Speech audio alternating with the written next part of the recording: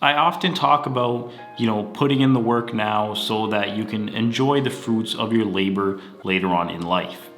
I realized after watching this Jordan Peterson interview, linked down below, that people are dying for a word of encouragement, and I feel like it's just so difficult to find that these days in society. Everyone is worried about the stock markets crashing and the housing markets crashing and striving to get the best job and make the most money. And don't get me wrong, there isn't anything wrong with that, but let's not forget to give people some words of encouragement because sometimes you never know when someone needs it. I have a story that relates to this subject quite well. I remember seeing this video years ago, and it just so happens that now the time has come to make a video about it because it also relates to the Jordan Peterson part. And by the way, all these videos are linked down below, and I highly recommend watching these ones. Kevin Hines is a guy from San Francisco, and at 19, he had a lot of mental health issues. His mental health issues got so bad that he went to jump off the Golden Gate Bridge in, I think it was September of 2000. He was one of the 1,500 to 2,000 people that have jumped off the bridge since 1937 when it first opened. He said in that video that I linked down below that the second his hands left that railing, he had immediate regret and he prayed that he would survive so that he could get a second chance. On the bus ride over, he was crying a lot. And I'm not talking about, a few tears coming from your eyes. I mean like sobbing, crying your eyes out type of crying. And he said something that I'll never forget. He said that when he was going over to the bridge, on the bus, and he was crying on the bus, people kept looking at him and no one said a word.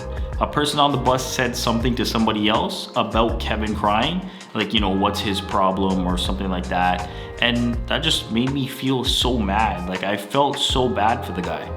Kevin said that all he needed was someone to ask him what was wrong, and he would have told them everything.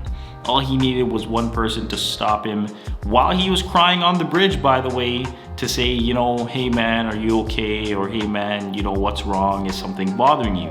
That's all that had to happen, and it wouldn't have gotten to that point where he had to jump off the bridge, regret his decision, hit the water at 75 miles an hour, and shatter 3 vertebrae.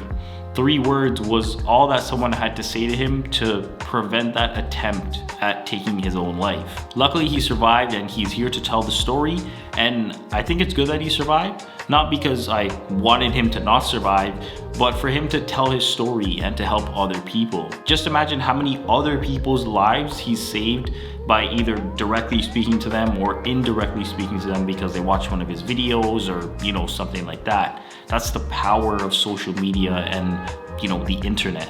One tweet can be sent, one Instagram post can be made, and millions of eyes can see it within a matter of minutes. That's just mind-blowing to me. That's how it was for me after my mom died. When she died, I felt like life was over and there was no point in living anymore. Luckily, with the help and support of my friends and my girl, I found a reason to live.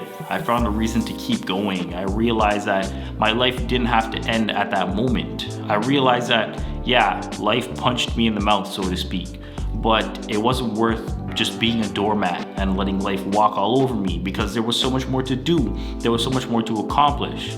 I remember one of my friends came over one day and he said, yes, you're going through a shitty situation, but think about how proud your mom would be to see how far you've come and how far you still have to go. And that's something that has stuck with me to this very day. We all second guess ourselves sometimes. Maybe we think we're working on the wrong things. Maybe we feel like we're not doing enough. Maybe we're just having a shitty day, right? Having someone say to you, I believe in you, or keep going, or you're doing a great job, it makes you feel good. It makes you walk with your shoulders back, right? You kind of bring your shoulders up. You have this extra pep in your step. It makes you feel good. And, I don't know what else to say about it. It just makes you feel good. I guess what I'm trying to say is that I think sometimes we get so caught up in work and doing other things that we forget about the little things in life. We forget about telling our partner that we're proud of how far they've come. We forget to show appreciation for our friends and them being there in times of need. We just forget to do all these little things because our day-to-day lives are so busy and so hectic with work or school and kids and bills and everything else. Like, I'm not gonna lie, I haven't been keeping up with playing piano because life over the past 2 months have been very busy. There's always something to do. It seems like I'm always forgetting something. Life is just very busy right now. And I think what I have to do is I have to take the time and slow it down and enjoy it. It's almost like I bought the piano for nothing. It seems like I'm always looking forward to the next thing. A new camera, a new laptop, a new hit of dopamine, but sometimes we're so blind to see the problems that are right in front of us. You know, when you read those stories about people that go and they throw parties before they go and commit acts of self-harm, and then people say, oh, he was so happy and I would have never known, or he was always glowing. Like, it's not always visible. We should be making constant efforts to make sure that the people in our circles are doing good physically, sure, but we can't forget about the mental aspect to it. If there's one thing that you take away from this video, just please check up on the people in your life. Make sure they're doing okay, and if they are, tell them that you're glad they're doing okay. It's gonna make them feel good. And if they're not doing okay, help them in any way you can. Don't worry about anything else except that. If you have to take some time off work, do that. Work is temporary.